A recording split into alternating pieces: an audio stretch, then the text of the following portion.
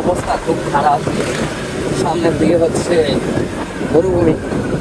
তাই এই অমায়িক মরুভূমিতে আমি প্রবেশ করতেছি। প্রতিদিন এই অমায়িক মরুভূমিতে আমার যাতায়াত। সামনে দিয়ে আমি মনে হয় আজকে টুকটাক দেখতে পাচ্ছি, কিন্তু দেখতেও পারি না আমার কি অবস্থা। যে আমি চোখটা আমার ক্লিয়ার মনে হচ্ছে। প্রতিদিন এই পাশ দিয়ে আমার যাইতে হইলে আর বাইকের স্পিডে যে আমার মতো ব্রিজ তখন হয়ে যায় 10 এই মরুভূমি দিয়া লেভেলের কষ্ট করা লাগে আল্লাহ। মরুভূমির যে রাস্তা আমার জীবন শেষ করছে। আমার বাইকের অর্ধেক খায়াত, মানে যে বাইক নিয়ে 2 বছর, ওই বাইক যেটা এখন 2.5 বছর। আর পার্সেল 6 মাস করে আমার 5 টাকা পারলাম না, এইটা সেটা ওইটা, মানে শুধুমাত্র মরুভূমির রাস্তার কারণে। আল্লাহ রে আল্লাহ। তার উপর তো ওই যে জ্যাম বাবা যে আছে, এই জ্যাম বাবা যে কারণে প্রতিদিন এরকম নাটক করতে হয়।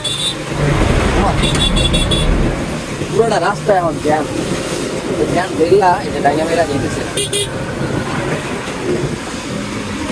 ভাই একটু সাইডে জায়গা।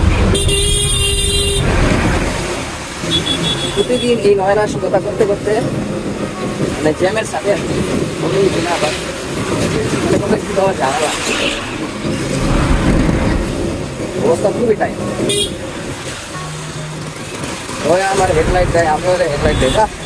ডিপারে চলে, মানে অলরেডি 9টা 25 বাইচা গেছে। আমরা 10টার দিকে ধরে থাকতে হবে। গোসল করা, স্পোর্টস সব কমপ্লিট। প্রতিদিন ঘর থেকে যে টাইমটা পর্যন্ত এইভাবে আমাকে জ্যামে করতে যেতে হয়। এবং মানে এক কথা আমার সাথে মরুভূমির রাস্তা মরুভূমির সাথে যুক্ত। আপনারা যারা আসলে এইসব ঘুরে চলাফেরা করেন এরা আসলে বুঝতে পারবেন। আর যারা 300 মিটার মতো রাস্তা পায় সবসময় টাইম না হয় 110 100 এই জায়গার ক্ষেত্রে আমি এখানে 30 চলতে পারি না। 100 110 কিন্তু স্বপ্ন ওইটা আমি কখন উঠাম সবটা জ্যাম পার হইতেছি। এখানে জানি লাগে এই যে লাগাই কিন্তু আর আজকে পুরো নয়েজ পাবেন, কারণ হচ্ছে আমার প্রথমবারের মতো হয়ে যায় 6 নয়েজ। প্রথমবারের মতো কি বলে মটর কি করতেছে পুরা ধোলাবালি দিয়েছে। আচ্ছা ইম্পর্টেন্ট কথা কিন্তু ভুলে গেছি। ইম্পর্টেন্ট কথা হলো গিয়া আপনারা যারা এইসব ধোলাবালি রাস্তা চলাফেরা করবেন অবশ্যই মাস্ক কিন্তু ব্যবহার করবেন। তাহলে 2 লেয়ার 3 লেয়ার বিশিষ্ট মাস্ক ব্যবহার করবেন। তাহলে আমার মতো আরো অনেকেই এরকম অসুবিধা হয়ে যায় ডাস্ট অ্যালার্জিতে। যেমন আমার সারা বছর ঠান্ডা থাকে শুধুমাত্র এই ডাস্ট অ্যালার্জি কারণে। আর গিয়ে আমি বিপদে আছি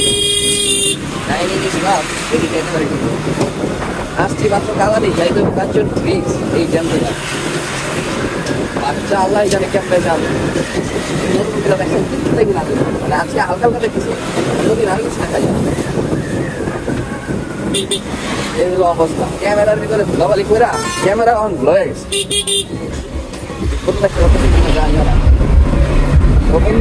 এটা ছিল আমার প্রথম একটা এক্সপেরিমেন্ট ভিডিও।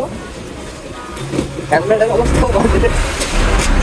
আইসি ফটো ব্লগ করতাম, ফটো ব্লগের এমন হয়েছে কিনা আমি জানি না।